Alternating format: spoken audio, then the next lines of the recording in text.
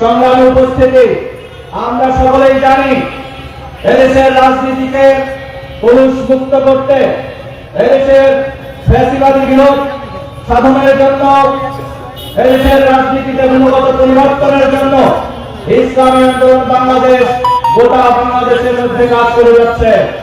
সেই ধারাবাহিকতায় 2024-এ বৈষম্য বিরোধী ছাত্র আন্দোলনের ব্যানারে যে গোটা বিরোধী আন্দোলন হয়েছিল, সেই আন্দোলনে দীর্ঘ 16 বছরের চেপে থাকা জগদ্দল ঠাকুরের মতো ফ্যাসিবাদ স্বৈরাচার শেখ হাসিনা এবং আওয়ামী লীগ সরকার যখন এই শিক্ষার্থীদের উপরে নির্মমভাবে হত্যাযজ্ঞ চালানো শুরু করেছিল, সেই রংপুরে আমার ভাই আবু সাঈদকে নির্মমভাবে শহীদ করেছিল, চট্টগ্রামে ওয়াসিমকে শহীদ করেছিল, নরসিংদীতে তাহমিদকে শহীদ করেছিল।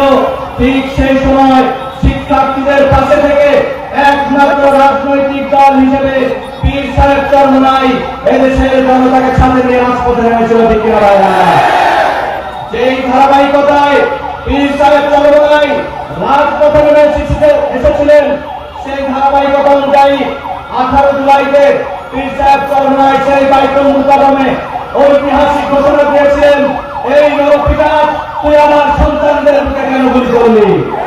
পাশাপাশি তিনি দত্তকণ্ঠে গোটা বাংলাদেশের শিক্ষার্থীদের পক্ষে মাঠে নেমে রাজপথে থাকার জন্য সচেতন অভিভাবক এবং গোটা দেশবাসীকে উদাত্ত আহ্বান করেছিলেন। সেই আহ্বানে সাড়া দিয়ে 18 জুলাই থেকে গোটা বাংলাদেশ এক মানব তাসিরে পরিণত হয়েছিল। এই ফ্যাসিবাদের পতনের শুরু হয়েছিল 18 জুলাই থেকে। দেখিনা ভাইরা আমার, সেই কারণে আমরা বলতে চাই 24-এর এই জুলাই অভ্যুত্থানে যে লিস্ট নিয়ে পীর সাহেব চরমোনাই এবং ইসলামী আন্দোলন বাংলাদেশ রাজপথে নেমেছিল, যে উদ্দেশ্য নিয়ে গোটা বাংলাদেশের মধ্যে এই 16 বছরে আওয়ামী লীগ চাঁদাবাদী ধর্ষণ, খুন, গুম এবং মানুষের ভাতের অধিকার, ভোটের অধিকার হরণ করেছিল, মানুষের কথা বলার অধিকার হরণ করেছিল, সেই উদ্দেশ্য সেই লক্ষ্য এখন বাস্তবায়ন হয় নাই। 24-এর জুলাইয়ের অভ্যুত্থান হয়েছে, আজকে 1 বছর হয়ে যাচ্ছে, এখনো চাঁদাবাজি বন্ধ হয় না। ঠিক কিনা ভাইরা? এখনো দখলবাজি বন্ধ হয় নাই, এখনো মানুষ খুন বন্ধ হয় নাই, এখনো গুম বন্ধ হয় নাই, এখনো ধর্ষণ বন্ধ হয় নাই। আমরা বলতে চাই আজকে অভ্যুত্থানের 1 বছর পূর্তিতে যে জনতা এভাবে রাজপথে নেমে এসেছিল, সেই জনতার সাথে যারা গাদ্দারি করবে, যারা বেঈমানি করবে, তাদের অবস্থা আওয়ামী লীগের মতো হবে।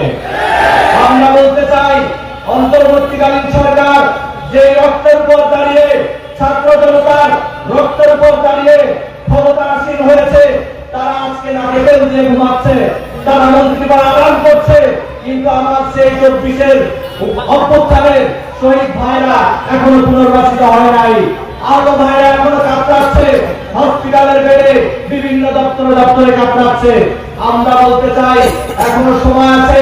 এই অভ্যুত্থানের রক্তের উপর দাঁড়িয়ে আপনারা যদি এখনো এই শহীদদের, এই আহতদেরকে চিকিৎসা না করাতে পারেন, শহীদদের পুনর্বাসন না করাতে পারেন, আপনারা ব্যর্থতার দায় নিয়ে পদত্যাগ করুন।